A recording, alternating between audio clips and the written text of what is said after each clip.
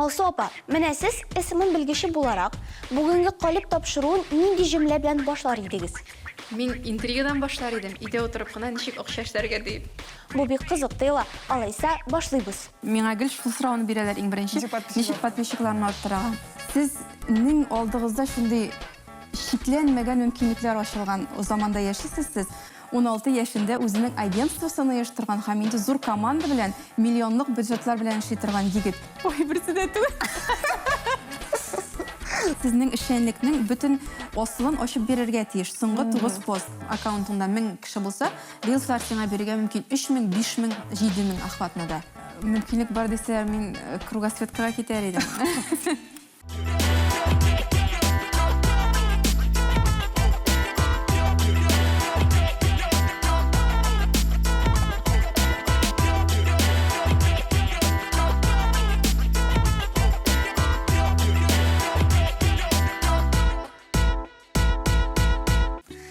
Сәлем, бу калып тапшыруы. Бүген калыпта кунакта Алсу. Алсу, хуш килдең. Рәхмәт, исәнмесез, бик шатмын сезнең белән булуыма. Алсу Хәбибуллина. Бу көндә иң актуаль һәм яңа һөнәрләр иясе. SMM, Target, Visual. Социаль челтәрдә судагы балык кебек. Интернет-маркетингның бөтен серләрен белә. Белә һәм эшендә куллана. Алсуның тырышлыгы клиентларына әллә ничә миллионлык табыш китерә. Алсу. Менә ул Алсу Хәбибуллина булып йөри инде хәзер. Әмма минем өчен син һаман Мәҗитова. Менә бу фамилия, чөнки мин менә кичкенә вакыттан, кичкенә класслардандыр инде, мин бөтен ялкыннанман, да сабан туйданмы, тагын кайлардан гел Алсуның мәкаләләрен, язуларын укып үстем, исем китеп. Аннан соң без бергә укыдык та, ул шундый, белмим, ул шул хәтле күп яза иде һәм бик оста яза иде. Һәм ул бик көчле, иң көчле журналист иде инде, белмим, мәктәптә укыган вакытта ук. Бик зур рәхмәт, иде инде монда ключевое слово иде. Шуңа күрә бәлки ул хәзер икенче эшкә күчкәндер инде, ул вакытта уже язасын язып бетереп.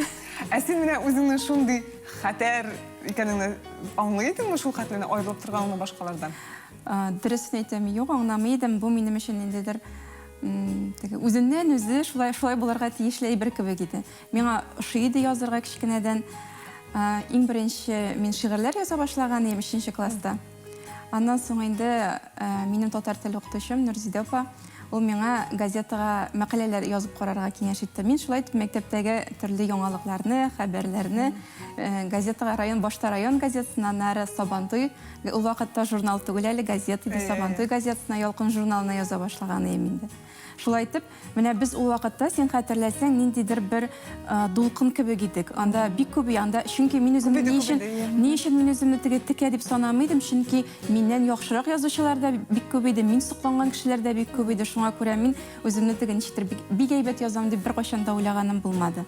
Чөнки ул вакытта менә Лейсән Фәйзуллина хәтерләсәң, Лейсән Фәтхетдинова, Райнур Әгъләметдинов, Лейсән Мөхтәсимова. Менә минем өчен иң крутой кеше ул вакытта Лейсән Мөхтәсимова иде. Чөнки ул Татарстан яшьләренә саллы ике полосалык мәкаләләр яза торган кеше иде. Мин синекләрне хәтерлим анда. Нәрсәле ул сыйырса турламасыз гына сен ялкынның ике битенә шулай. Әйе, эш турында, җәйкене ничек иттереп акча эшләргә мөмкин дигән темага иде. Тузны эшләп калдыкмы, идегене эшләп калдыкмы, шулай аталган җәйләрне әйберләр. Бар янда әйберләр. Беренче хезмәт хакын син үзең кайчан алган идең? Иң беренче гомердәгеме? Мин мәктәптә укыганда алган идем. Гонорар. Ничәнче класста? Ул вакытта газета, журналларда гонорарларны бик әйбәт түлиләр иде. Алдың нәрсә алдың гонорарга? Юк, иң беренчесе ул күп түгел иде, анда теге 120 сум, 500 сум, 600 сум, менә шундый акчалар иде. Ялкыннан миңа ниндидер теге ойына, мәсәлән, 3000 гонорар килә. Ул вакытта ул шактый зур акча иде. Иң беренче мин теге официальный хезмәт хакы алып эшли башлаганда, ул Шәһри Казан газетасы 2нче курста укыганда, минем хезмәт хакым 5000 иде менә. 5000 ничә 5500 сум инде. Студент кеше өчен ул вакытта ул шактый әйбәт акча иде. Мин шул 5000гә бер ай буе яши ала идем ул вакытта. Әтиәниләрдән акча сорамыйча. Кышмы, җәйме? Җәй. Кофемы, чәйме? Кофе. Поэзиямы, прозамы? Ауыр сұрау, поэзия, наверное. Мағайын Шигырь поэзия. язып башлады. Журналистика ма, СММ ма? Хәзер ісімі. Бал ма, май ма? Бал. Чехов ма, Ғаяз Сақи ма? Исхақи. Шулай ма? Арктика ма, Антарктида ма? Арктика. Балтық деңгізі ма, Қара деңгізі ма? Қора деңгізі. Неге олай? Онда жылырақ. Құмара ма, Қазан? Қозан. О, Сальвадор Дали ма, Пикассо ма? Дали. Нью-Йорк ма, Сан-Франциско ма? Нью-Йорк. Ришат Тахватули ма, Филес Кахиров ма? Ой, бірсі де ту. Скрипка ма, фортепиано ма? Скрипка. Деңгіз ма, тау ма? Тау. Парашюттан секіру ма, су түбіне шуму ма? Парашюттан секіру. Сен секірген ұйық ма? Жоқ, планда бар. Шулай ма? Шаңғы ма, темір аяқ ма? Шоңғы. Мәскеу ма, Питер ма? Питер. А сен ұғымен қоя барасын келесің міне, қойсы шақарға? Сен қызық. Міне, қойшы Питерге мүмкіндік бар дейсілер. Мүмкіндік бар дейсілер, мен кругосветкаға кетер едім. Бұлай мен яшар едім Питерда, чүнки Питер СММ-ның ғұмымен нәрсе деп етем, СММ-шікларының яратқан орны. Туған жері. Онда қар үшінші кіші СММ-шік шуңа көрі. Онда бит солқын. Питерның ғұмымен табиғатты СММ-шін бик нұқтырге идегіне отырып іштерге керек. Алай болса, пішке яқсалар әйбет. Пешке яқсалар.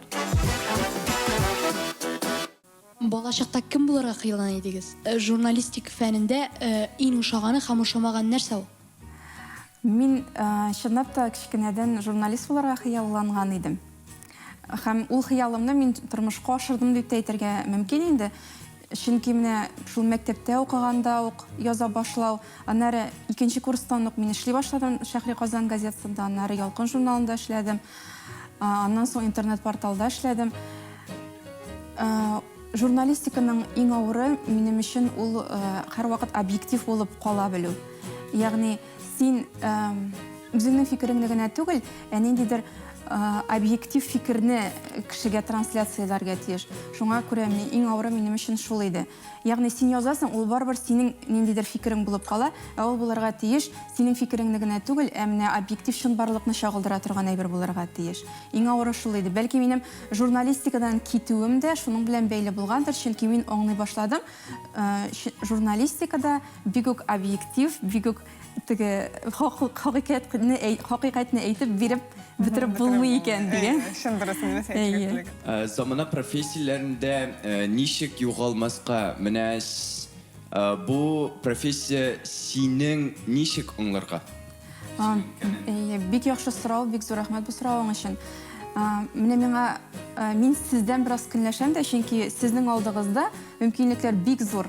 Чөнки хәзер менә интернет заманы, техника заманы, сізнің алдығызда шундай шикленмәгән мөмкинлекләр ачылган заманда яшисез сез. Шуңа күрә мен әгәр дә мәсәлән миңа хәзер 15, анда 16, 17 яшь булса, мин рәхәтләнеп менә хәзер үзем хәзер шөгыльләнә торган эш белән шөгыльләнә башларым. Мин хәзер интернет-маркетолог булып эшлим. Һәм ул менә хәзер әйтәләр интернет-маркетингны ул замана нефте дип. То есть менә без трафик буабыз бит инде нидән социаль челтәрләрдән без бизнеска трафикны җибәрәбез. Менә ул трафикны хәзер замана нефте дип атыйлар. Һәм менә сезнең шикелле яшьләр мин күрәм менә 15 яшьлек таргетологларны беләм мин, 16 яшендә үз агентствосын ачкан егетләрне, кызларны беләм. Мәсәлән, анда Суровый питерский СММ дигән зур конференция Питерда ел саен була. Менә анда узган елны чыгыш ясады бер егет, 16 яшендә үзенең агентствосын оештырган һәм инде зур команда белән, миллионлык бюджетлар белән эшли торган егет. Әле ул егет мектеп 11 класста укый. Инде үзенең эше бар. То есть ул инде хәзер миллионнар кем әйтмеши, күз алдына китермәгән акчаларны эшли. Шулай ук менә блогерлар. Без барыбыз да беләбез шул Даня Милохинны, анда тагын нинди теге Юлька Шпулька дигән хәзер TikTok йолдызлары. Менә алар да бит теге 18, 16, 17, 18 яшьлек егетләр, кызлар, алар бөтенесе дә хәзер шундай алар теге эшлиләр дип әйтмәс мин, алар җаннарына рәхәт булган, үзләренә күңелле булган эш белән шөгыльләнәләр. Ничек югалып калмаска, менә бу хәзер чынлап та теге сайлау мөмкинлеге бик зур. Син була аласың SMM-щик, була аласың таргетолог, була аласың дизайнер, була аласың инде теге сторизлар ясап утыра торган сторис мейкер. Хәзер профессиялар теге сона битергесез нидер олологлар бик күп хәзер. Ул бигрәк тә интернет киңлекләрендә. Анда ничек югалып калмаска, минем иң төп киңәшем үзеңне сынап карарга кирәк. Мысын эшләп карыйсың, тегесен эшләп карыйсың, үзеңне блогерлыкта сынап карыйсың, TikTok алып барып карыйсың, Instagram алып барып карыйсың. Кайсысы сиңа күбрәк ошый, кайсысы яхшырак килеп чыга, шуның белән шөгыльләнергә кирәк. Эшләп карамыйча гына әйтеп булмый, чөнки син шөгыльләнә торган эш ул сиңа ошарга, сине илһамландырырга тиеш. Теге торка этме, русча сүз бар иде, ул сине торка итәргә тиеш эштән. Әгәр дә андый әйбер булмый икән, аның белән шөгыльләнеп булмый, ул сиңа зур уңыш китермәячәк. Әгәр дә менә сиңа чынлап та ошый, син ул эштән илһамланасың, рәхәтләнеп аның белән шөгыльләнәсең икән, эшләргә мөмкин. Мисал өчен, менә соңгы арада TikTok барлыкка килү белән, менә TikTok популярлашу белән хәзер яңа профессия барлыкка килде. Продюсер TikTok дип атала. Ягъни ниндидер менә сезнең шикелле егетләр, кызлар көн саен анда зур бизнесларга тәкъдим итәләр. Әйдәгез, без сезне TikTokта раскручивать итәбез дип. Алар ниндидер сценарийлар язалар, тәкъдим итәләр аны, үзләре килеп төшерәләр шуны. Мәсәлән, анда минем проектлар бар, кухнялар белән бәйле. Без кухнялар сатабыз. Анда безнең анда егетләр, кызлар йөгереп йөриләр. Әйдәгез, сезнең кухняларыгызны төшерәбез, сезнең менеджерларыгызны төшерәбез, дизайнерларыгызны күрсәтәбез дип. Менә сезнең шикелле егетләр, кызлар. Менә алар теге үзләре TikTok алып барып караганнар, теге рекомендацияларга эләгү серләрен өйрәнгәннәр. Хәзер шуның белән акча эшлиләр. Кызык, иҗатка яңа төрле иҗатка монда мәйданлашырга. Кызык. Син шунда бетеп сөйлисең, сиңа бәлки укыта башларга кирәктер. Син укыта башлыйсың да бугай инде. Юк, шунда бик кызык. Укыту мәсьәләсе ул хәзер бит инде менә Собчакны бәлки карагансыңдыр да инде теге инфопродюсер, инфо шигәннәр турындагы выпусклары. Яңа ел елларында бөтен кеше шуның белән шаулады. Блиновскаяны карадыгызмы дигән сорау һәрбер сторизда очрады. Шуңа күрә минем өчен укыта башлау ул ниндидер теге яңа этапка күтәрелү кебек. Мин чынлыкта ул эш белән шөгыльләнәм, ләкин мин шөгыльләнәм куратор сыйфатында. Мин үзем укыганым ел ярым элек мөгаен инде бер мәктәптә, ул интернет-маркетинг мәктәбе. Аның укытучысы Артем Семенютин дигән бер егет. Ул менә мин SMM белән шөгыльләнә башлаганда, безнең менә шул индустрия дип әйтәләр инде, SMM индустриясының башында торалар шул берничә кеше менә анда. Мәсәлән, мин аерып әйтә алам, Дмитрий Румянцев, ул Питерда яши, Санкт-Петербургта, Дамир Халилов, ул менә Мәскәүдә яши.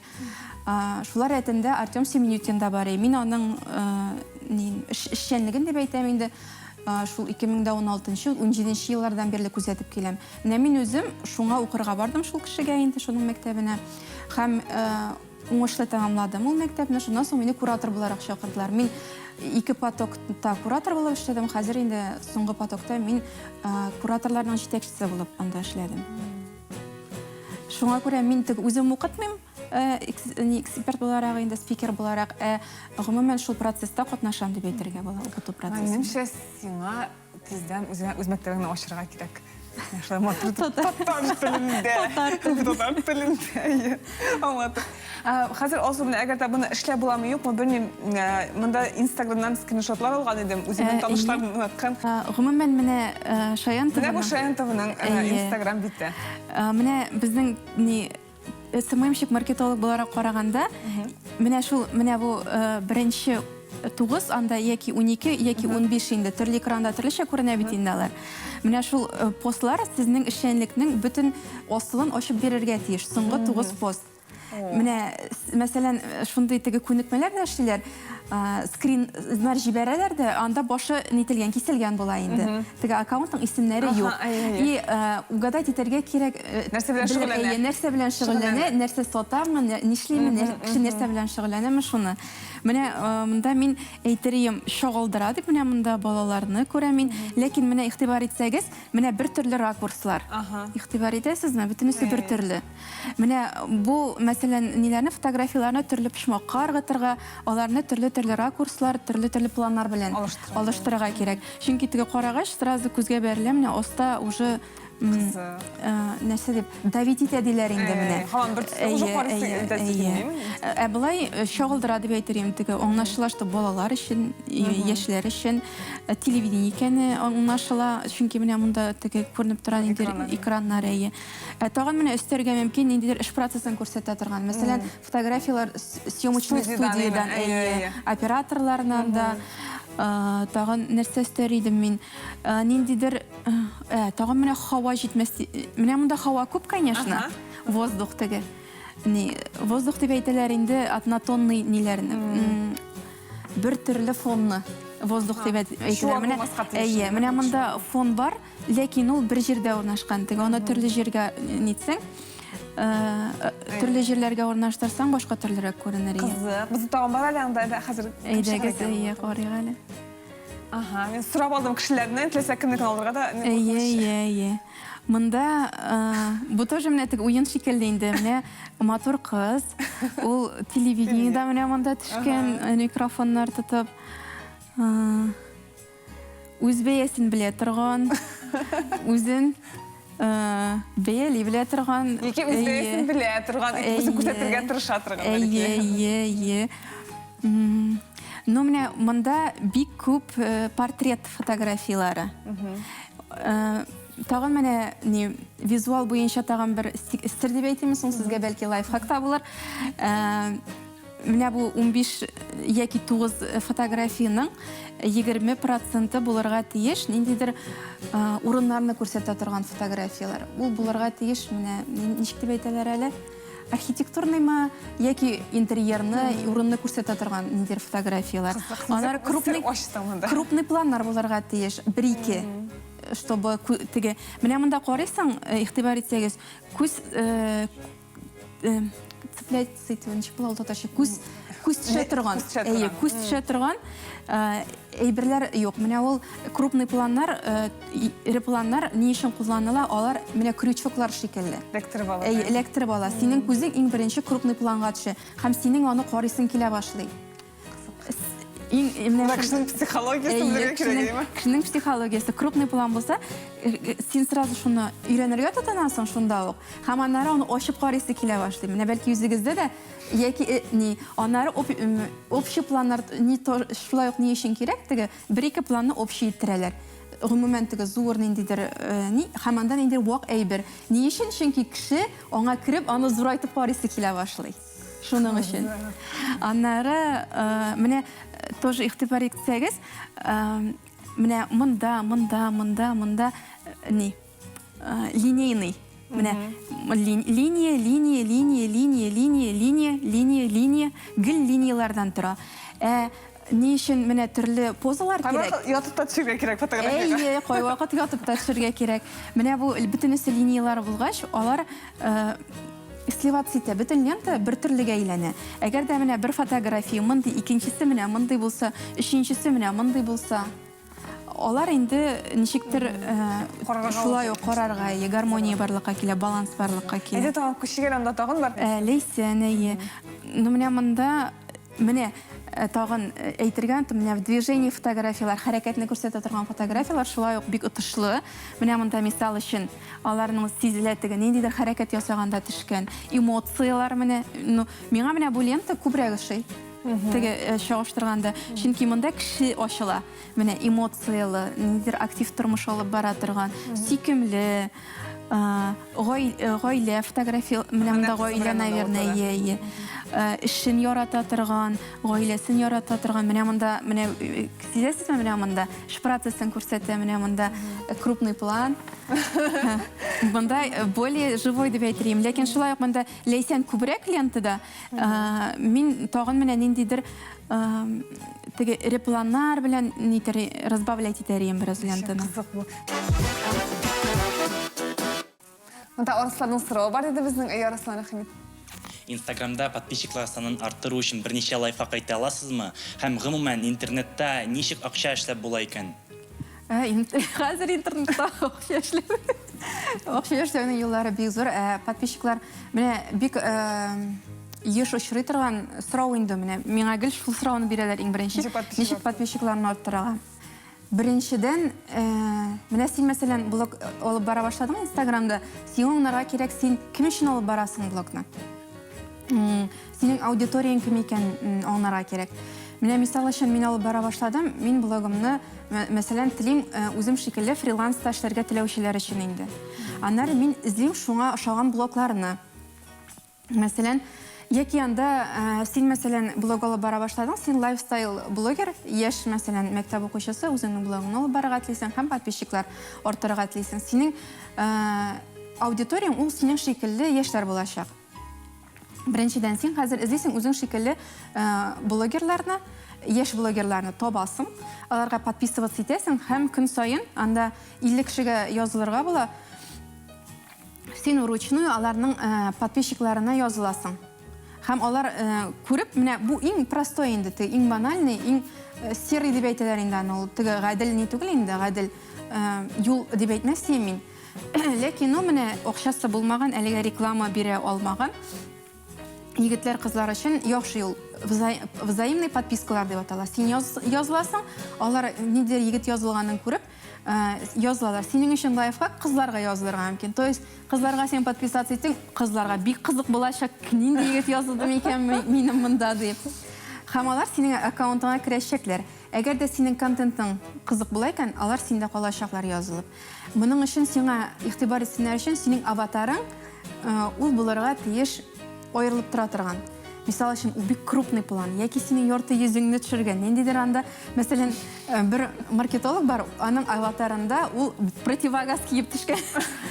То есть син аңа карыйсың, и кызык, кем бу? Нәрсәгә противогаз кигән ул? Һәм сразу аның аккаунтына күчәсең. Бу беренче ел, аннары икенче ел. Мәсәлән, син табасың бит инде берничә аккаунт, мәсәлән, бер 10-15, һәм син аларга тәкъдим итәргә мөмкин. Әйдәгез, без бер-беребезне рекламалыйк әле дип. Мин сине үземнең ниемдә отмечать итәм сторисымда или постымда, син мине отмечать ит. Монда бик зур блогерлар, әлбәттә, алар игътибар итмиләр инде аның ише нигә хезмәттәшлек итүгә. Менә синең мәсәлән, анда синең 1000 подписчигың бар, кемнекедер 2000, менә андый булганда, теге бик теләп ризалашалар. Аннары тагын бик файдалы юл ул совместный марафоннар үткәрү. Мисал өчен, җәй көне без үзебез шундый марафон оештырганыйк.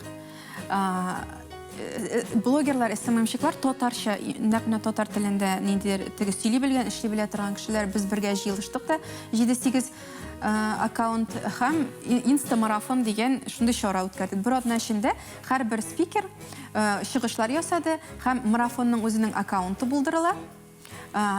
Анда марафонда катнашуның төп шарты спикерларның бөтенесенә дә язылырга кирәк.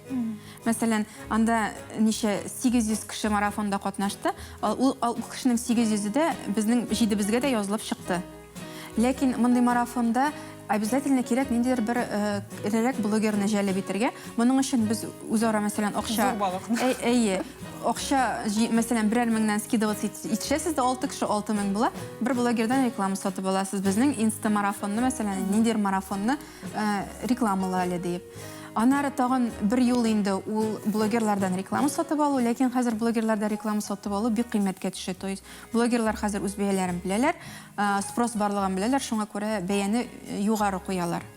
Шуңа күрә теге бизнес, әгәр дә син рекламадан акча эшләмисең икән, блогыңнан әлегә кадәр акча эшләмисең икән, бу сиңа кыенрак булачак. Аннары 3нче ел ул таргетированный реклама килә подпискага. Ансы менә иң ничек дип әйтәм, үтемле юл дип әйтәм, чөнки анда нәкъ менә синең целевой аудиторияң килә. Аның өчен инде рекламаны, Аккумуляторлы реклама. Рекламаны үзең килергә дә мөмкин. Продвижение постов, продвижение stories ясыйсың. Аның бәясен син үзең билгелисең көндәлек. Мәсәлән, анда 100 сум, кемдер 100 сум, кемдер 200 сум. Дневной бюджетны куя инде ставканы. Син үзең билгелисең. Хәзер менә әйтем бит, рилслар бик популяр дип инде. Хәзер Instagram, хәзер гомумән социаль челтәрләрдә иң төбе ул контент. То есть, әгәр дә син кызыклы контент ясыйсың икән, сине площадка үзе үк продвигать итә. Мәсәлән, бу TikTokта хәзер гел шулай. Әгәр дә синең анда TikTokта гомумән бөтен лента ул рекомендациялар лентасына бәйләнгән. сиңа рекомендациялар чыга. Һәм кызыклы контентны площадка үзе продвигать итә. Хәзер менә Instagram шул юл буенча китте. Мин шуңа күрә сезгә рилслар төшерергә тәкъдим иттем менә лайфхак. Рилслар сезгә шулай ук дополнительная аудитория бирә. Чөнки рилслар алар охватны җыялар. Менә синең аккаунтыңда 1000 кеше булса, рилслар сиңа бирергә мөмкин 3000, 5000, 7000 охватны да. Димәк, синең анда 50 процентка артыграк килеп чыга охватларың. Алсу, рәхмәт сиңа бик зур. Сезгә бик зур рәхмәт, бик күңелле булды. Синең белән туктамча сөйләшә алам, әмма сиңа курслармы, белән синең белән очрашулармы, әмма ул бәлки чынлап та бушлай түгел, бәлки ниндидер шундый. Шул хәтле менә күпме син безгә бушлай кирәкле информация әйттең мәсәлән. Хәзер син ул бик сирәк, хәзер андый информацияны бит гадәттә, шундый вебинарлар фәлән үткәреп сөйләр. Әгәр сез тулырак белергә теләсәгез, минем курсыма язылыгыз, аның курслары, әйдә асла курслар оештырабыз, алсының курсларын язылабыз. И башта группа җыябыз дип анда. Алсу, рәхмәт сиңа бик зур килгәнең өчен. Чакыруыгыз өчен бик зур рәхмәт. Бик миңа күңелле булды сезнең белән аралашу. Сезгә дә күңелле булгандыр дип өметләнәм. Калет тапшыру бүгенгә тәмам. Хушыгыз.